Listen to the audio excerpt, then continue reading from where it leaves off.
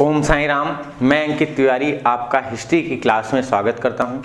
दोस्तों, हम लोग अपने हिस्ट्री में मुगलों को स्टार्ट कर चुके थे और हमने बाबर को पढ़ लिया था। आज का हमारा टॉपिक है जिसका नाम है हुमायूं। तो आप हेडिंग डाल लेंगे बहुत सुंदर सी,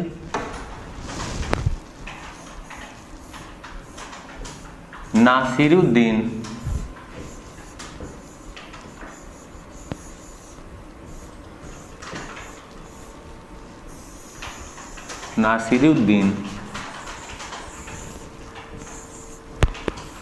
हुमायूं।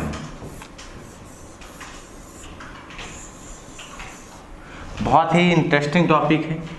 इतिहास में आपको एकमात्र ऐसा शासक मिलेगा जो 2 बार गद्दी को प्राप्त करता है। ध्यान से देखेंगे, पहली बार जब ये नासिरुद्दीन हुमायूं गद्दी पर बैठा तो बाबर की डेथ के बाद उत्तराधिकारी के रूप में बैठ जाता है, यानी वो 1530 में गद्दी पर बैठता है और 10 वर्षों के लिए यानी 1540 तक गद्दी पर रहता है। फिर इसके बाद में शेरशाह सूरी का बीच में इससे युद्ध होता है और बेलग्राम या कन्नौज के युद्ध में इसे भारत छोड़कर जाना पड़ता है और ये फिर वापस आता है जब शेर शाह का पुत्र इस्लाम शाह मर जाता है। 1555 में इसने मच्छीवाड़ा और सरहिंद के युद्ध के बाद भारत में पुनः प्रवेश किया, यानी दिल्ली की गद्दी फिर से प्राप्त कर ली। तो इस तरह करके आपको 2 बार इसका शासनकाल पढ़ना पड़ेगा। इतिहास में एकमात्र ऐसा बादशाह हुआ, एकमात्र ऐसा शासक हुआ जो 2 बार आपको गद्दी पर बैठते हुए मिलेगा। ध्यान से देखेंगे, हुमायूं के बारे में कहा जाता है कि हुमायूं का शाब्दिक अर्थ होता है भाग्यशाली,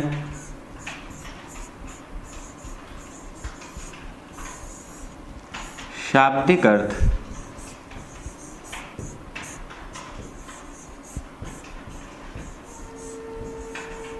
भाग्यशाली होता है। कहा जाता है हुमायूं जब इसका जन्म हुआ वैसे ही बाबर की एक तरह से कह सकते हैं नुकसान की व्यवस्था शुरू हो गई। जब ये जन्म लेता है उसी समय बाबर की फरगाना की जो जागीर थी वो छिन जाती है। बाबर ने अपने जीवन काल के 10 वर्षों में कई बार फरगाना की जागीर जीती है और फिर वो जैसे ही फरगाना से बाहर निकलकर दूसरे क्षेत्रों को जीतने के लिए जाता है, फरगाना उसी के साथियों द्वारा फिर से कब्जे में ले लिया जाता है। याद रखें, यानी बाबर कई बार फरगाना को जीतता है और वो कई बार फरगाना की एक तरह से जो रियासत थी या सियासत थी वो हार जाता है। तो इस तरह करके हुमायूं जब से जन्म लेता है बाबर के सामने कुछ ना कुछ समस्या बनी रहती है। ये था तो भाग्यशाली, लेकिन आगे चल करके ये हुमायूं जो है, कई सारे इतिहासकारों ने इस पर चर्चा की कि बाबर की जो डेथ हुई वो हुमायूं के कारण ही हुई। कहा जाता है हुमायूं एक बार बहुत बीमार हुआ था और उस बीमारी के बाद इसके ठीक होने के कोई चांस नहीं थे। बाबर ने मस्जिद में जा कर के अल्लाह से दुआ की कि हुमायूं को ठीक कर दो, मेरे जितने भी सवाब हैं यानी पुण्य हैं वो सब हुमायूं को दे दो, हुमायूं को ठीक कर दो, इसके बदले चाहे तो मुझे मृत्युदंड दे दो। यानी अपने पुत्र हुमायूं से बहुत प्रेम करता था बाबर। तो कहा जाता है उसी दिन के बाद हुमायूं धीरे धीरे ठीक होने लगा और बाबर बीमार होने लगा और बाबर की डेथ हो जाती है। ध्यान रखेंगे, और इतिहासकारों के बारे में मैंने आपको बताया था कि जब हम बाबर को पढ़ रहे थे तो हमने पढ़ा था कि जो इब्राहिम लोदी की माता थी उन्होंने इस बाबर को जहर दे दिया था जिस कारण मृत्यु हुई थी। यानी इसकी मृत्यु के 2 कारण आपको याद रखने, ठीक है। गुलबदन बेगम के अनुसार, जिन्होंने आगे चल करके हुमायूं नामा की एक रचना की है, उन्होंने इस पुस्तक में बाबर के बारे में ये बात लिखी है। गुलबदन बेगम, ध्यान रखेंगे, ये हुमायूं की सिस्टर थी, यानी बाबर की एक तरह से पुत्री थी। ध्यान रखेंगे। तो इस तरह करके यहाँ आपको देखने को मिलेगा कि जो हुमायूं है, हुमायूं के बारे में कहा जाता है कि ये 1530 में जैसे ही गद्दी पर बैठता है वैसे इसके सामने समस्याएं आनी शुरू हो जाती हैं। 1532 में, ध्यान से देखेंगे,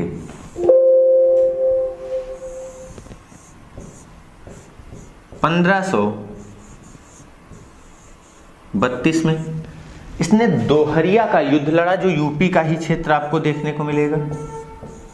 दोहरिया का युद्ध,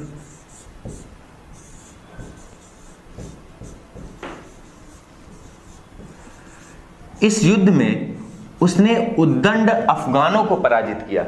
उद्दंड अफगानों को आप समझ सकते हैं जैसे कि इसके पहले इब्राहिम लोदी का शासनकाल चल रहा था, तो वो अफगान वंश था। आपको बताया गया था उस समय जो अफगान लोदी के वंश के थे वो बहुत ही उद्दंडता कर रहे थे। आप सबको बताया गया था कि जब राणा सांगा से बाबर का 1527 में युद्ध लड़ा जा रहा था, तो उस समय बाबर के विरुद्ध और राणा सांगा के साथ महमूद खिलजी नाम का एक व्यक्ति रहा था, याद है? उस खिलजी के बारे में कहा जाता वो भी एक अफगान था, वो भी बहुत उद्दंड था। ये सब अफगान जो थे वो बहुत उद्दंडता कर रहे थे। तो इसने हुमायूं ने पहला अपना युद्ध जो लड़ा वो दोहरिया का युद्ध लड़ा और इसमें उसने अफगानों को पराजित किया। याद रखेंगे, उद्दंड अफगान जो थे उनको पराजित किया, यानी अफगानों को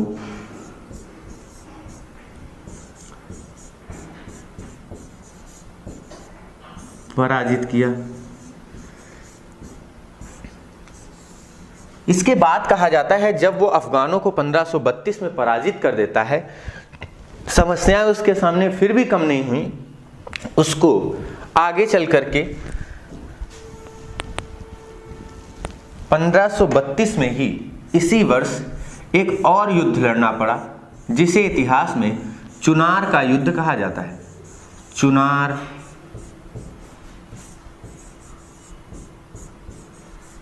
का युद्ध, ये युद्ध लड़ा गया हुमायूं और शेर खां के बीच में। याद रखेंगे, हुमायूं वर्सेस शेर खां, जिसे आगे चल करके शेर शाह कहा गया। शेर शाह, यही था शेर शाह सूरी। इस युद्ध में कहा जाता है हुमायूं की जीत हुई। ध्यान रखेंगे, हुमायूं जीता। शेर खां जो था उसने हुमायूं की जितनी भी शर्तें थी वो मान ली। इसने हुमायूं ने शर्त रखा कि तुम मुझ पर फिर से आक्रमण कर सकते हो, इसलिए तुम अपने एक पुत्र को मेरे पास गिरवी रखो। तो याद रखेंगे, शेर खां का जो पुत्र था, इसका पुत्र कुतुब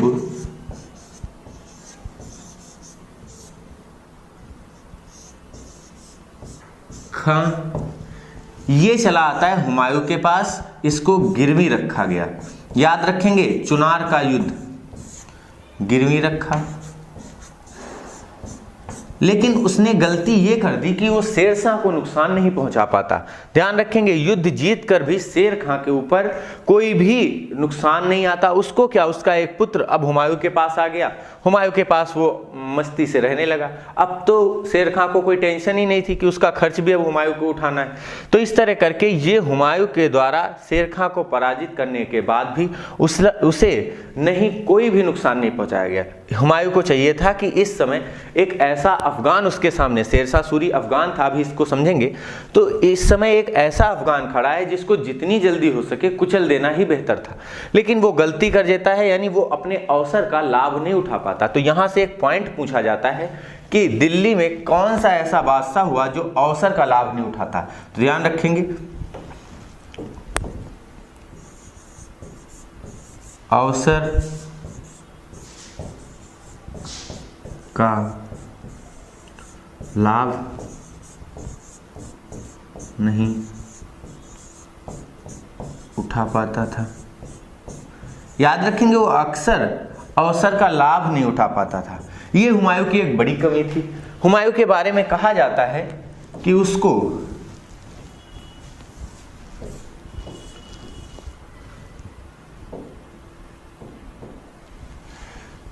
मैं इसे साइड से रख दे रहा हूं। कहा जाता है कि हुमायूं अवसर का लाभ नहीं उठा पाता था। इसके बाद उसने कुछ और कार्य किए, जरा समझेंगे वो कार्य क्या थे। एक एक चीज को बहुत जबरदस्त तरीके से समझेंगे। उसने 1535 से 36 के बीच में, याद रखेंगे, इस बीच में हुमायूं गुजरात के बहादुर शाह के विरुद्ध तटस्थ रहा। याद रखेंगे, गुजरात के बहादुर शाह के विरुद्ध इसके विरुद्ध रहा और इसने 1536 में इस गुजरात के शासक बहादुर शाह को क्या कर दिया, पराजित कर दिया। यानी हुमायूं ने इसे भी पराजित किया। ध्यान रखेंगे, पराजित करने के बाद बहादुर शाह जो था वो गुजरात छोड़कर बाहर निकल गया, यानी भारत से बाहर चला गया, यानी इसको भी ये मार नहीं पाता। यानी इसके साथ भी यही एक हो जाती घटना, वो अपने जितने भी शत्रु हैं वो उससे बच बच के निकल जा रहे हैं। फिर क्या था, कहा जाता था कि यही राणा सांगा की पत्नी कर्णवती थी जो चित्तौड़ पर राज किया करती थी। बार बार बहादुर शाह के आक्रमणों से वो परेशान थी। उन्होंने क्या किया, बहादुर शाह के विरुद्ध हुमायूं को राखी भेजी थी। तो याद रखेंगे इसी समय की घटना है जब चित्तौड़ की रानी एक पद्मिनी भी आपको पढ़ने को मिली थी अलाउद्दीन के समय। चित्तौड़ की रानी और ब्रैकेट में लिख लेंगे राणा सांगा की पत्नी। आप सब इनको बाबर के समय समझ चुके हैं। राणा सांगा की पत्नी कर्णवती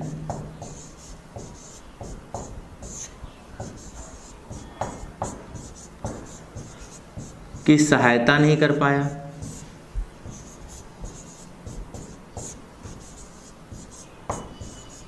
क्या थी इनकी सहायता, जरा समझिएगा। हुआ था क्या था कि गुजरात का ये बहादुर शाह इस चित्तौड़ की रानी कर्णवती को बहुत परेशान करता था। कर्णवती ने हुमायूं को एक चिट्ठी लिखी और उसमें राखी बांधकर भेजी थी। तो याद रखना यही वो राजकुमारी हैं, याद रखना ये कर्णवती हैं जिन्होंने हुमायूं को राखी भेजी थी। हुमायूं को राखी भेजी और मदद मांगी। रक्षाबंधन के दिन इन दोनों की, इस भाई बहन की एक जो काल्पनिक जोड़ी थी वो याद की जाती। ध्यान रखेंगे। तो इस तरह करके हुमायूं ने कर्णवती की मदद क्यों नहीं कर पाया, क्योंकि जैसे ही वो इस गुजरात के शासक के पास आता है ये भाग जाता है भारत से। फिर जब ये भारत से भाग जाता है तो ये रियासत और इस क्षेत्र को जो हुमायूं था वो अपने कब्जे में नहीं ले पाता है, सीधे चला जाता है वो अपनी राजधानी दिल्ली। ध्यान रखेंगे जब वो दिल्ली पहुंचा तो उसे खबर लगी कि इस समय बिहार में शेरशाह सूरी फिर से आतंक मचा रहा है। उसने बहार खान नाम का जो इस समय बिहार का इक्तेदार था उसकी पत्नी से विवाह कर लिया है और बहार खान की मृत्यु हो चुकी। यानी अब बिहार का जो सत्ताधीश बन गया है वो शेर खां ही बन गया है। तो अब इस हुमायूं के एक टेंशन और बढ़ गई कि अब बिहार की सत्ता उसके हाथ में पहुंच गई, तो अब क्या किया जाए। कुछ दिन तक वो विचार करता रहा, यानी वो क्या कर रहा है, वो समय का सदुपयोग नहीं कर पा रहा। अभी देखना आप, कुछ दिन तक वो विचार करता है। जब तक वो विचार करता है शेर खां बंगाल पहुंच जाता है और बंगाल पर भी कब्जा कर लेता है। यानी बिहार और बंगाल पर जब शेर खां का कब्जा हो गया तब हुमायूं की नींद टूटी। हुमायूं की जब ये नींद टूटी तो उसने सीधे कूच की बंगाल की ओर। जैसे ही वो बंगाल की तरफ बढ़ता है, ध्यान रखेंगे बंगाल की तरफ बढ़ता है, वैसे ही शेर खां वापस बिहार आ जाता है। याद रखेंगे वो शेर खां वापस बिहार आ जाता है, यानी बंगाल को छोड़कर शेर खां बिहार आ जाता है। यानी इस बार भी हुमायूं को बंगाल के जो एक तरह से कब्जा करने वाला व्यक्ति शेर खां था वो पकड़ में नहीं आया। इधर क्या हुआ, इधर इस गुजरात के शासक बहादुर शाह ने, याद रखेंगे इस गुजरात के शासक बहादुर शाह ने फिर भारत में एंट्री की और इस चित्तौड़ की रानी जो कर्णवती थी इनके ऊपर आक्रमण कर दिया। चित्तौड़ को उसने कब्जे में ले लिया। कब्जे में लेते ही कर्णवती के ऊपर दबाव डाला कि अब तुम हमारी एक तरह से शरण में आओ। कर्णवती ने इसी समय जौहर कर लिया था। याद रखेंगे जब ये बहादुर उसे परेशान करने आया तो इसने अपनी सारी रानियों के साथ जौहर कर लिया। यानी चित्तौड़ की एक और प्रसिद्ध रानी पद्मिनी के बाद कर्णवती ने भी क्या कर लिया, जौहर कर लिया। तो इस तरह करके इसका ये जो चित्तौड़ का अभियान था हुमायूं का, ये असफल सिद्ध हुआ, क्योंकि जिसे वो बचाने गया था वो तो अब बची नहीं, और इसकी एक बहुत बड़ी उसे सजा चुकानी पड़ी, बहुत बड़ा एक तरह से कह सकते हैं कीमत चुकानी पड़ी। क्यों कीमत चुकानी पड़ी? क्योंकि 1 वर्ष बाद ही चित्तौड़ के राजाओं ने, याद रखना, चित्तौड़ के राजाओं ने इस बहादुर शाह की जैसे ही मृत्यु होती है वैसे ही क्या करते हैं, बाज बहादुर गद्दी पर आता है, गुजरात का शासक, और फिर से चित्तौड़ को अपने कब्जे में ले लेते हैं। याद रखना, इनके कर्णवती के पुत्र जो थे वीर सांगा, उन्होंने ये काम किया था, और फिर उनके पुत्र, याद रखना, महाराणा प्रताप थे। कहा जाता था इन्हीं के कर्णवती के जो पौत्र थे, पौत्र जिनको महाराणा प्रताप कहा जाता था, बहुत जबरदस्त समझेंगे, एक एक पॉइंट को समझेंगे, कुछ भी नहीं सोचेंगे। महाराणा प्रताप थे जिनका अकबर से 1576 में हल्दी घाटी का एक प्रसिद्ध युद्ध होता है। तो इस तरह करके ये जो गुजरात का हुमायूं का अभियान था पूरी तरह से असफल हुआ। इसके बाद जब कर्णवती की वो मदद नहीं कर पाया तो जितने भी इस चित्तौड़ के शासक हुए, चाहे वो इस कर्णवती का पुत्र वीर सांगा हो, जिसे संग्राम सिंह के नाम से भी जानते थे, फिर इसके बाद में चाहे महाराणा प्रताप हो, ये दोनों शासक मुगलों की अधीनता स्वीकार नहीं करते, क्योंकि उनको मुगलिया जो सल्तनत थी, जो मुगलिया शासन था, उस पर से विश्वास उठ गया था। ध्यान रखेंगे। तो इस तरह करके एक बहुत बड़ी गलती कर दी हुमायूं ने। फिर क्या हुआ, हुमायूं जब शेर खां का पीछा करते हुए बंगाल पहुंचा, ध्यान से सुनेंगे, बंगाल पहुंचा तो बंगाल का नाम उसने बदल कर रख दिया जन्नताबाद। ध्यान से सुनेंगे। अब आते हैं इसके बाद 35 से 36 के बाद शेर खां के विरुद्ध अभियान किए गए। जो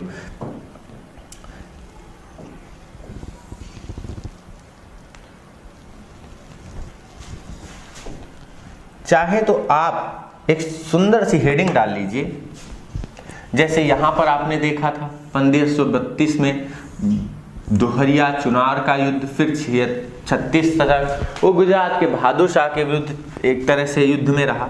इसी तरह 1537 से लेकर के वो 40 तक, दिख रहा है आप सबको? साफ नहीं दिख रहा है इससे।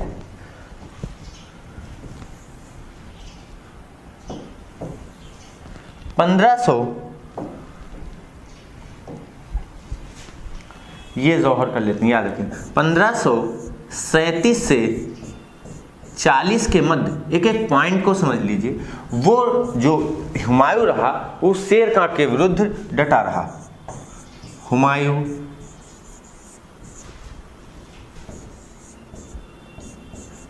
शेर खां के साथ युद्ध में रहा। तो इस तरह करके हुमायूं इस शासन के बीच में शेरशाह से युद्ध करता रहा। समझेंगे। जब हुमायूं को लगा कि अब शेरशाह उसकी बात मानने को तैयार नहीं है, तो हुमायूं ने सीधे बंगाल की तरफ कूच किया और उसे सबक सिखाने का एक प्लान बनाया।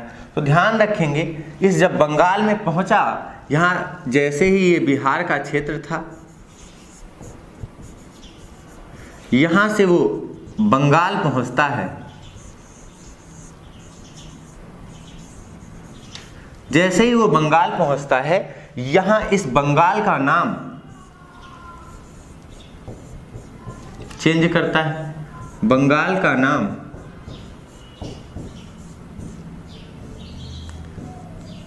जन्नताबाद रखा। इस बंगाल का नाम जन्नताबाद रखने के बाद ये इस जन्नताबाद में बहुत महीनों तक पड़ा रहा, कोई प्रतिक्रिया नहीं। फिर इसके बाद में हुमायूं का एक तरह से कह सकते हैं कि इस समय एक भी अभियान शेर खां के विरुद्ध नहीं किया गया। जैसे ही शेर खां ने इसके एक तरह से शांत स्वभाव को देखा, उसने अपना बिहार के रास्ते में घेरा डाल लिया, जहां से निकल करके इसकी सेनाएं आगरा या दिल्ली पहुंचने वाली थी। ध्यान से देखना, जब ये जान गया शेर खां कि अब शेर जो हुमायूं है वो बंगाल में आराम फरमा रहा है, तो उसने अपनी जो सेनाएं थी वो बीच रास्ते में खड़ी कर दी, बंगाल और दिल्ली के बीच में। ध्यान रखेंगे, जैसे ही दिल्ली के बीच में सेनाएं खड़ी करता है तो अब हुमायूं के लिए एक समस्या ये बन गई कि अब जो दिल्ली से उसके लिए रसद पानी आता था वो भी उसके लिए बंद हो गया। हुमायूं को ये बात बहुत देर में समझ आई जब उसको पता चला कि शेर खां उसके बीच में खड़ा हो गया है। ध्यान रखेंगे, इस तरफ बंगाल और इस तरफ बिहार, और यहां पर शेर खां खड़ा है, और इस तरफ हुमायूं के तंबू लगे हुए। ध्यान रखेंगे, इस तरफ हुमायूं ने अपने टेंट लगवा रखे थे और शेर खां कुछ इस तरह बिहार के क्षेत्रों में डटा हुआ था। रास्ते में सेना खड़ी कर दी, बीच में एक नदी बह रही थी, दोनों तरफ से सेनाएं इंतजार कर रही थी कि पहला आक्रमण कौन करेगा। इसमें भी शेर खां की एक चालाकी थी, उसने, देखिए अच्छे से इस युद्ध को समझ लीजिए क्योंकि ये युद्ध इतिहास में बहुत सारा आपको निर्णय देने वाला है। ध्यान रखेंगे क्योंकि अभी ये शेर खां के शासनकाल में भी युद्ध आएगा। तो यहाँ पर जब ये दोनों सेनाएं खड़ी हो गई तो एक तरफ हुमायूं और एक तरफ जो था शेर खां। ये जो क्षेत्र कहा गया है ये क्षेत्र था बिहार का चौसा। याद रखेंगे, इसे ही चौसा का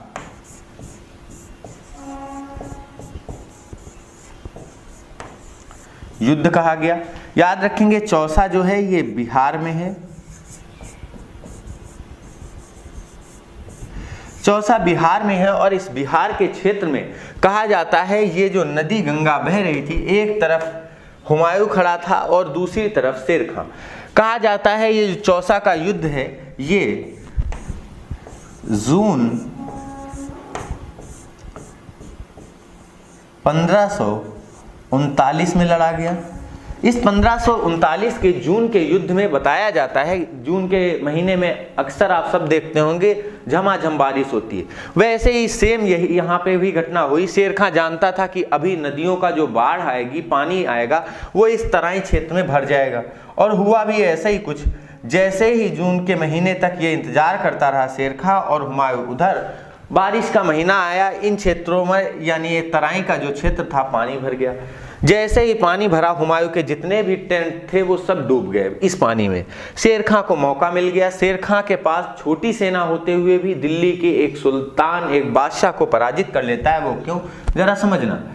सीधे इसके ऊपर आक्रमण करता है। हुमायूं अपनी जान बचाने के लिए इस नदी में कूद जाता है। याद रखना, हुमायूं नदी में कूद गया, नदी से हुमायूं की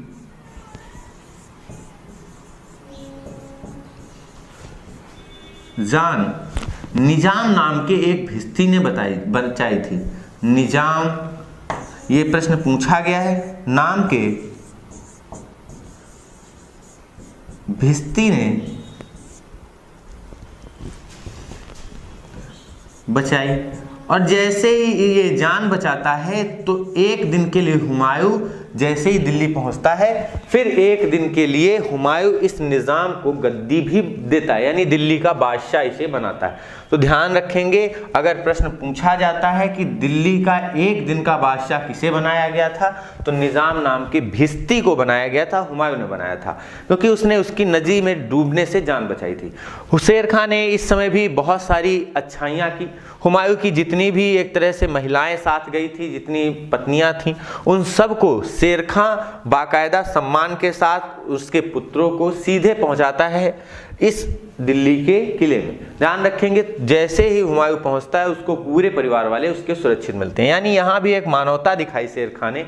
उसकी चाहता तो महिलाओं के साथ दुराचार कर सकता था, लेकिन इस तरह की कोई भी घटना शेर खां की नहीं दिखी। हुमायूं जब दिल्ली पहुंचता है तो उसे इसके लिए बहुत अफसोस होता है कि बताओ, एक अच्छा खासा क्षेत्र बंगाल और बिहार उसके पास से निकल गया। फिर इसके बाद में कहा जाता है अगले साल फिर शेर खां को मजा चखाने के लिए हुमायूं ने एक रणनीति बनाई। याद रखेंगे, हुमायूं ने इस युद्ध को एक तरह से जब हार गया, इसका रिजल्ट क्या रहा चौसा का युद्ध, तो याद रखेंगे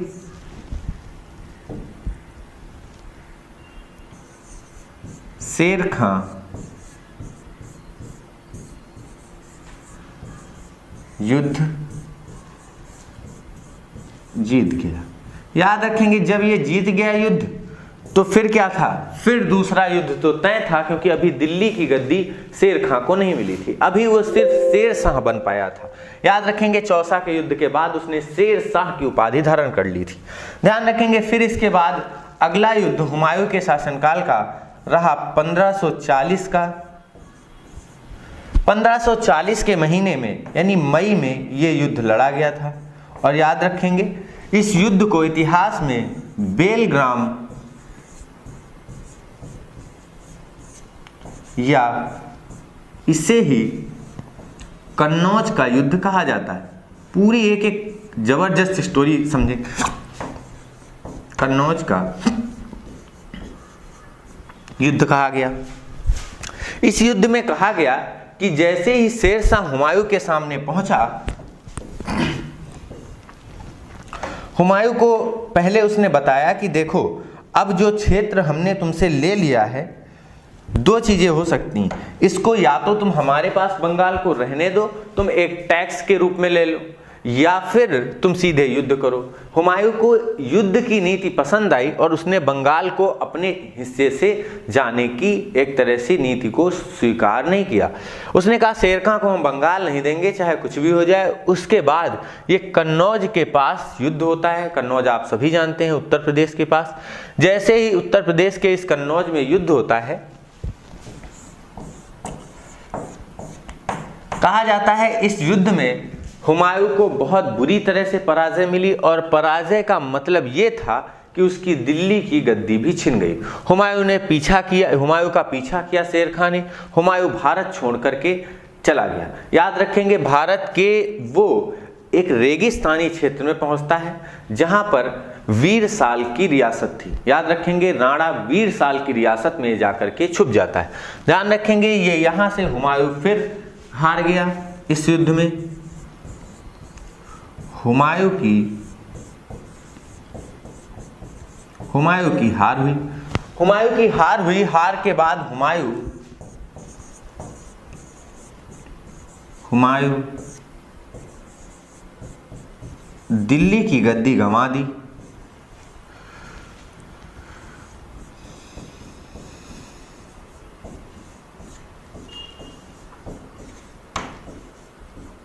हुमायूं ने दिल्ली की गद्दी खो दी।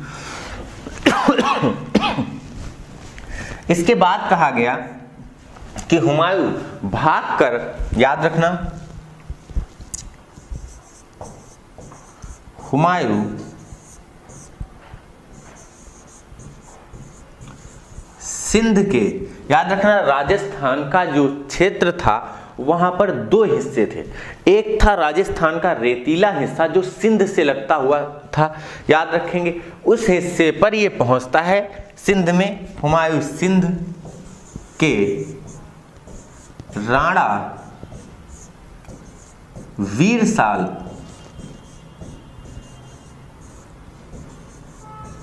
के दरबार में गया।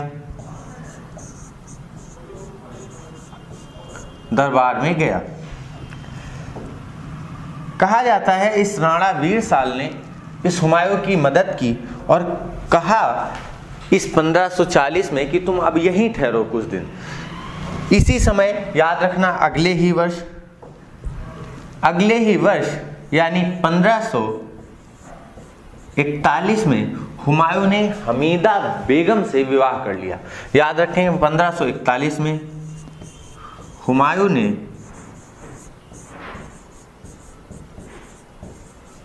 हमीदा बानो बेगम से विवाह किया। कहा जाता है जो हमीदा बानो बेगम है ये हिंदाल के गुरु अकबर जामी की पुत्री थी। हिंदाल हुमायूं का भाई था। अभी हुमायूं के भाइयों पे चर्चा करेंगे, देख लें पहले इनको। तो ये जो हुमायूं का भाई हिंदाल था उसके गुरु अकबर जामी की ये बेटी थी। तो अगर पूछा जाता है कि हमीदा बानो बेगम जो अकबर की माता थी उनके पिता का नाम क्या था, यानी अकबर के नाना का नाम, तो याद रखना अकबर जामी। अकबर नाम इनको इन्हीं ने दिया था, याद रखना। यानी इनका नाम हिंदाल के गुरु अकबर जामी ने एक तरह से इसकी शादी कराई। हुमायूं ने कहा कि हुमायूं से कहा कि तुम हमारी पुत्री से शादी करो तो हम तुम्हारी कुछ मदद कर सकते हैं। अकबर जामी जानते थे ईरान के शासक तहमास्प को, ईरान के शासक तहमास्प को जानते थे, जो वास्तव में इस्लाम को मानने वाला था। और इस हुमायूं की यानी ईरान का जो शासक तहमास्प था वो हुमायूं की मदद भी कर सकता था, क्योंकि अफगान गद्दी पर बैठे इससे अच्छा कि कोई इस्लाम का ऐसा मानने वाला व्यक्ति बैठे जो इस्लाम को प्रमोट करे। तो अकबर जामी ने जाकर के ये बात तहमास्प को बताई, तहमास्प को, कि मेरा दामाद है वो भारत की गद्दी प्राप्त करना चाहता था। इसके पहले उसके पास ही गद्दी थी, लेकिन समस्या है कि अब वहां पर अफगान शासक शेरशाह सूरी बैठ गया है। अफगान बहुत उद्दंड होते थे। तो ईरान के शासक तहमास्प ने कहा कि ठीक है, तुम हमें मतलब हमारे पास इसको इस हुमायूं को ले आओ। कहा जाता है 1542 में अकबर का जन्म हुआ। ध्यान रखेंगे यहीं पर अकबर का जन्म हुआ था। अकबर का जन्म हुआ, याद रखना, अकबर का जो जन्म हुआ वो यहीं पर हुआ था। कहां? सिंध के राणा वीर साल के दरबार में। कहा जाता है इसका जो जन्म हुआ है वो सिंध के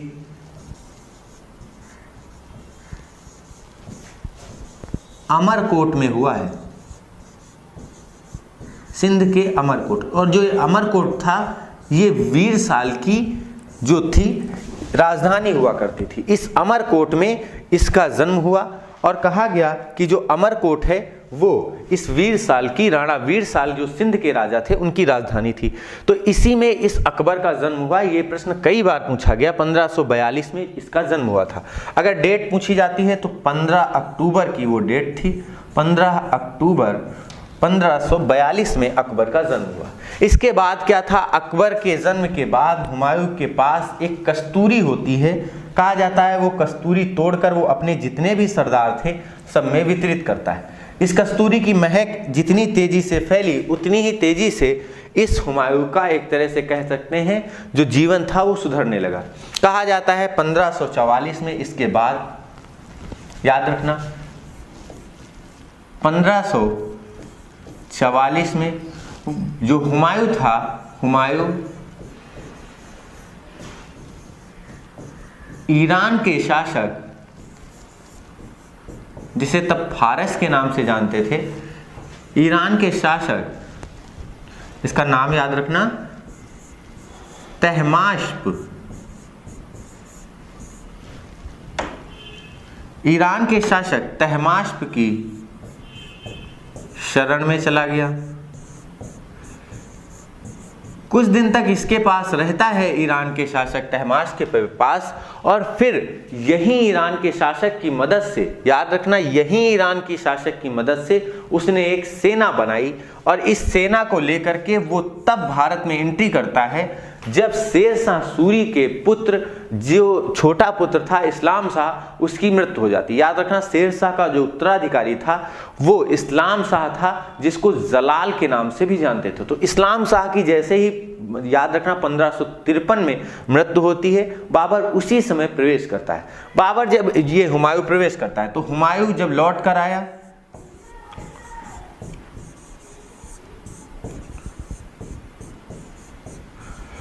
तो इसने प्रवेश किया। हुमायूं का जो प्रवेश रहा वो, याद रखना, आता है जैसे तो उसके सामने बहुत सारी चुनौतियां होती। पहली चुनौती तो उसका खुद का भाई था जिसका नाम था कामरान। याद रखना, इस कामरान को जब जागीर बंटवारा हुआ तो उसे सिंध का क्षेत्र, यानी उस समय का मुल्तान कहा जाने वाला क्षेत्र मिला था। ध्यान रखेंगे, उस समय का मुल्तान का क्षेत्र मिला था।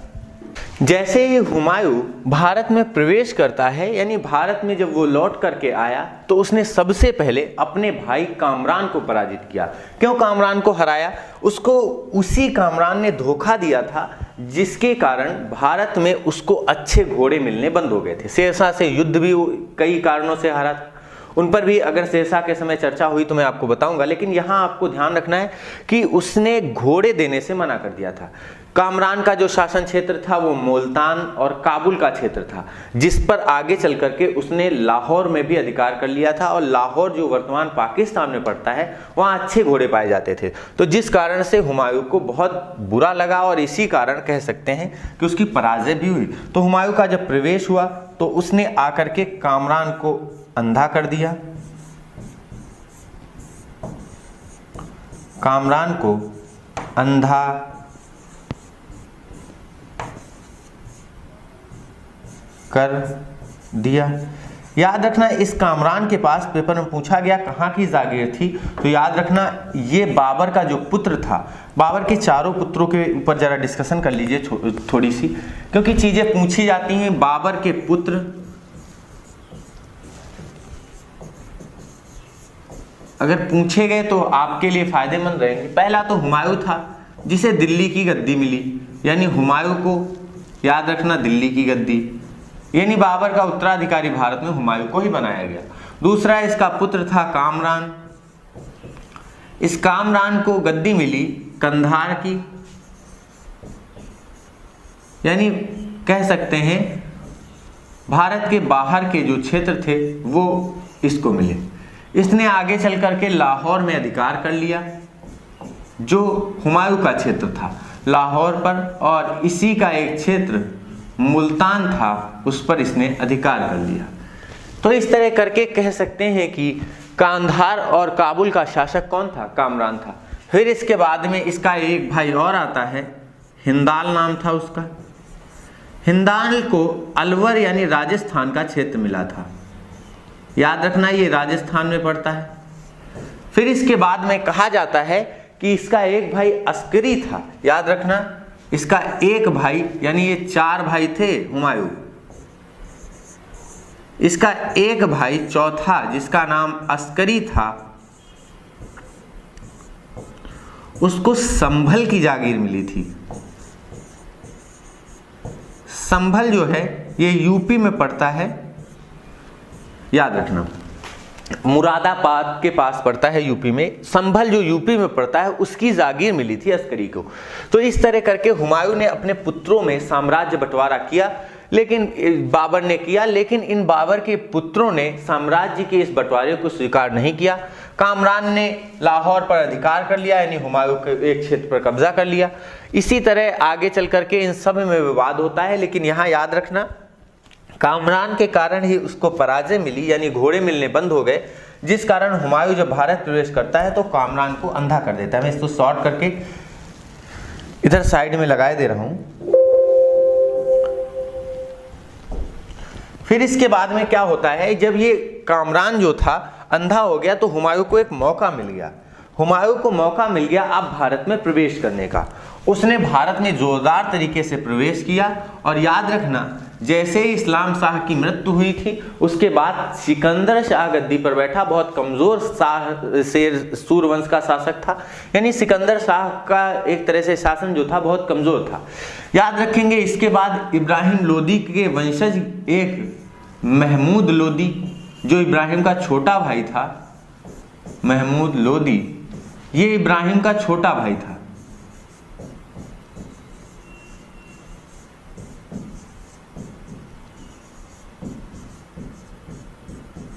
इब्राहिम का छोटा भाई था। याद रखना इस महमूद लोदी ने इस समय जो कामरान का क्षेत्र था उस पर अधिकार कर लिया था लाहौर पर, तो इसको पराजित किया, जिस युद्ध को कहा जाता है इतिहास में मच्छीवाड़ा का युद्ध। याद रखना मच्छीवाड़ा का युद्ध 1555। फिर इसके बाद में आगे चल करके, यानी इसने मच्छीवाड़ा के युद्ध में अगर ये नाम लिखा ना मिले तो याद रखना क्या किया था, अफगानों को पराजित किया। अफगानों को पराजित किया, क्योंकि लोदी वंश जो था वो अफगान ही तो थे। फिर इसके बाद में देखिए एक एक पॉइंट का जबरदस्त जब आप इस तरह से समझ लेंगे, डिस्कशन कर लेंगे, तो फिर कोई प्रश्न बचने की उम्मीद नहीं। चाहे वो कितना भी कॉन्सेप्चुअल प्रश्न हो, चाहे वो कितना ही आपसे घुमा करके पूछे, लेकिन हर प्रश्न का उत्तर आप देने में सक्षम होंगे। तो इस तरह जब हुमायूं वापस आता है तो उसने पहला युद्ध मच्छीवाड़ा का लड़ा, फिर इसके बाद में उसने सरहिंद की एक लड़ाई लड़ी और दिल्ली की गद्दी प्राप्त कर ली। सरहिंद का युद्ध ये भी 1555 में लड़ा और उसने इस्लाम शाह के वंशज यानी उत्तराधिकारी जो सूर वंश का शासक था सिकंदर सूर, उसे पराजित कर दिया। और उसके बाद फिर इस सरहिंद के लड़ाई के बाद उसे दिल्ली की गद्दी मिल गई। तो इस तरह करके मच्छीवाड़ा और सरहिंद की लड़ाई में हुमायूं को फिर से जीत मिली और याद रखना दिल्ली की गद्दी मिल गई।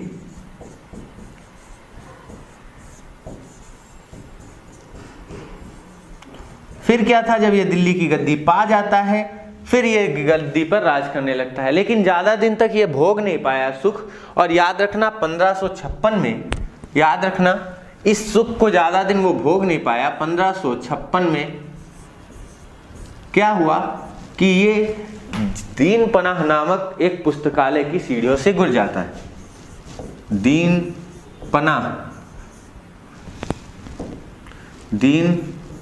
पनाह ये एक नगर था जिसकी स्थापना हुमायूं ने ही की थी। नगर था, हुमायूं ने स्थापित किया था। हुमायूं ने स्थापित किया। तो याद रखना ये कहाँ है, तो याद रखना ये जो दीन पनाह है ये दिल्ली में है और हुमायूं ने अपनी राजधानी इसे ही बनाया, दिल्ली को ही, यानी दीन पनाह को ही बनाया। तो इसकी स्थापना किसने की थी, हुमायूं ने की थी। और इसी दीन पनाह के पुस्तकालय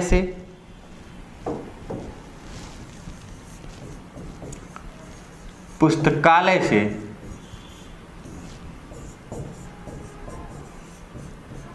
गिरकर मृत्यु हो गई।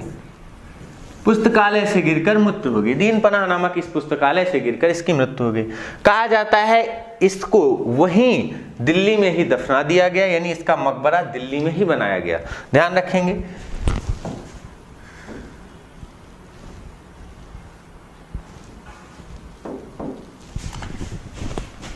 हुमायूं का मकबरा, इस पर बहुत प्रश्न आए। हुमायूं का मकबरा, याद रखना ये हुमायूं का जो मकबरा है ये कहाँ है, दिल्ली में है। और इसको अकबर के शासनकाल में, याद रखना अकबर के शासन काल में बनवाया गया। और इसको बनवाने का काम किया हाजी बेगम, जिन्हें हमीदा बानो बेगम के नाम से ही जाना जाता था। याद रखना इसको बनवाया हाजी बेगम, जो अकबर की माता थी, उनको हमीदा बानो बेगम के नाम से भी जाना जाता है। ये याद रखना इन्होंने बनवाया है। फिर क्या था, इस पर एक प्रश्न जो बहुत जबरदस्त पूछा जाता है कि चारबाग शैली का पहला उदाहरण कौन सा है। मैंने आपसे कहा था कि जब मैं हुमायूं को पढ़ाऊंगा तो आपको चारबाग शैली पढ़ाऊंगा। लॉन्च की थी चारबाग शैली बाबर ने, लेकिन हुमायूं का मकबरा चारबाग शैली की पहली रचना है। तो याद रखना हाजी बेगम ने बनवाया। और हुमायूं का जो मकबरा है इसको आपको ध्यान रखना है, चारबाग शैली की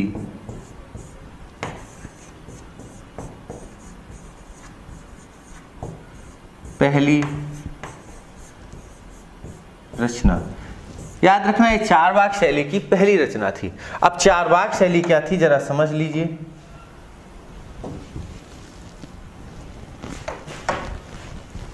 तो हेडिंग डाल लीजिए चारबाग शैली। कहा जाता था एक विशाल प्रांगण में, ऐसे बहुत बड़ा एक प्रांगण होता था, फिर इसके बाद इसके बीचों बीच में यहां पर इसके बीचों बीच में यहाँ पर एक भवन बनवाया जाता था, ये भवन होता था। फिर इसके बाद कहा जाता था कि इस भवन के चारों ओर यहाँ पर बहते जल का प्रबंध किया जाता था, यानी यहाँ पर वाटर बहता था और इस वाटर के बहने के साथ ही साथ ध्यान रखना यहाँ पर इन जगहों पर यानी इस बॉर्डर पर बहुत सुंदर सुंदर पेड़ लगा दिए जाते थे। यहाँ भी इसी तरह पेड़ और इधर भी यही सेम कंडीशन होती थी। तो इस तरफ से अगर ये पेड़ लग जाते थे तो बहुत ही जो हवा अच्छी चलती थी वो ठंडी हवा इन महल की खिड़कियों से इस भवन के अंदर पहुंचती थी। याद रखना ये विंडो होती थी और इस कारण ये रचना बहुत भव्य बन जाती थी। इसमें सुंदरता प्रदान करने के लिए इसके चारों कोनों पर मीनारें बनवा दी जाती थी।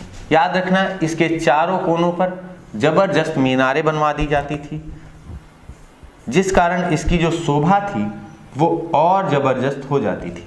ये मीनारें इस पर बन जाती थी। तो ये वास्तव में चारबाग शैली थी जो आपको समझ में आ गई होगी। बाबर ने इसे शुरू किया था, लेकिन कोई रचना नहीं बनवा पाया। हुमायूं का जीवन काल युद्धों में ही बीता, यानी समस्याओं में ही बीता। फिर अकबर के समय चारबाग शैली की एक पहली रचना बनवाकर तैयार की गई जो हुमायूं का मकबरा था। ताजमहल भी इसी की ही एक रचना है, याद रखना चारबाग शैली की ही। ताजमहल भी चारबाग शैली की ही रचना है। उसको आप याद रखेंगे तो आप देखेंगे कि कैसे चारबाग शैली बनती है। फिर इसके बाद में कहा जाता है हुमायूं का जो सेनापति रहा उसका नाम बैरम खान रहा। मच्छीवाड़ा और सरहिंद की जो लड़ाई लड़ी गई उसमें इसी सेनापति यानी बैरम खान ने सहयोग किया था। याद रखेंगे बैरम खान। बैरम खान की ही बुद्धिमत्तापूर्ण एक तरह से कह सकते हैं रणनीति से हुमायूं को विजय मिली और उसने इसी बैरम खान के कहने पर अपने शत्रुओं को एक तरह से दंड देना शुरू किया। नहीं, इसके पहले वो शत्रुओं को दंड नहीं देता था, उनसे संधि कर लेता था, उनको छोड़ देता था। लेकिन बैरम खान ने समझाया कि तुमने बहुत गलतियां की, उसकी सजा तुम्हें कितनी बड़ी चुकानी पड़ी ये तुम ध्यान रख सकते हो कि तुम्हें भारत से 15 साल के लिए बाहर कर दिया गया था। तो इस तरह करके वो बैरम खान की बात मानता है और गद्दी से एक तरह से फिर से बैठ जाता है। तो यहाँ पर पूरा आपको समझ में आ गया होगा हुमायूं का कॉन्सेप्ट। हुमायूं के समय की जो भी चीजें थी वो आपने समझ ली। कहा जाता है इसके बारे में लेन पुल ने एक वाक्य कहा है, लेन पुल। याद रखना ये लेन पुल कौन थे? दिख रहा है आप सबको? आप सबको दिख रहा है? नहीं दिख रहा है, ये पेन थोड़ा डार्क है, याद रखना, कोई बात नहीं।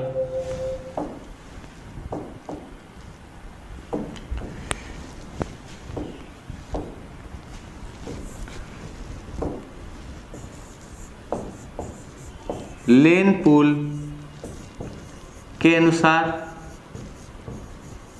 लेन पुल के अनुसार पता क्या कहा गया?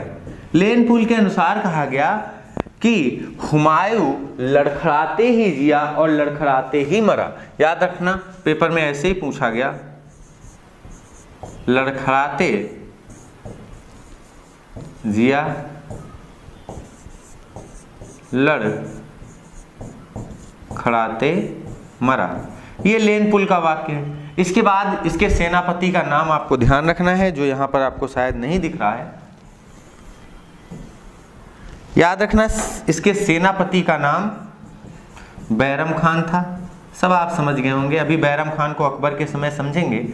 बैरम खान, नोट्स आप बना रहे होंगे। ये ताजमहल की पहली रचना जो आपको दिखी हुमायूं का मकबरा, और इसके बाद ताजमहल को आप याद रखेंगे तो आपको पूरा कॉन्सेप्ट समझ में आ जाएगा। बस इतना ही मैंने इस येलो पेन से लिखा था, याद रखेंगे।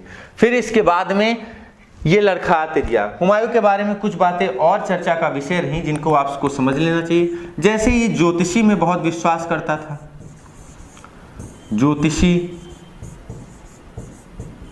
में विश्वास।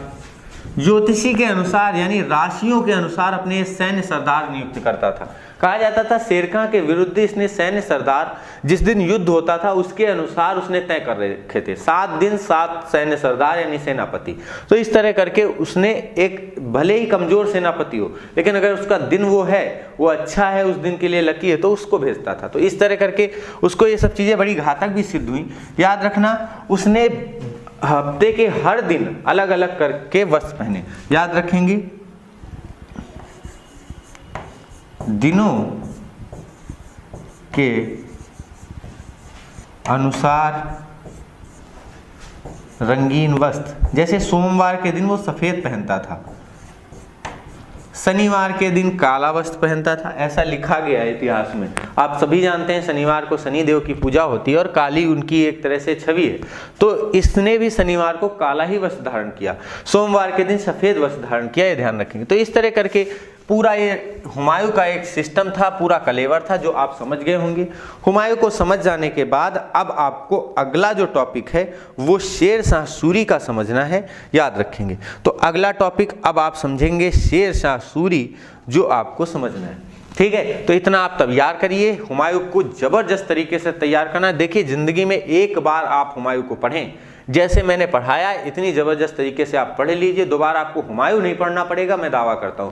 आप अगर यूपीएससी के एग्जाम में भी बैठ जाएंगे तो अब आप कॉन्सेप्चुअल क्वेश्चन भी कर पाएंगे, ये मैं कह रहा हूं। तो ध्यान रखना, इस तरह करके जो एक पूरा कॉन्सेप्ट था हुमायूं का समझ गए। अब हम अगले टॉपिक में शेर शाह सूरी को पढ़ेंगे, जो आपका अगला टॉपिक होगा। हुमायूं के बाद शेर शाह सूरी वंश को हम खत्म कर देंगे, ठीक है। तब तक के लिए आप सब तैयार करिए। Okay, thank you, best of luck all of you.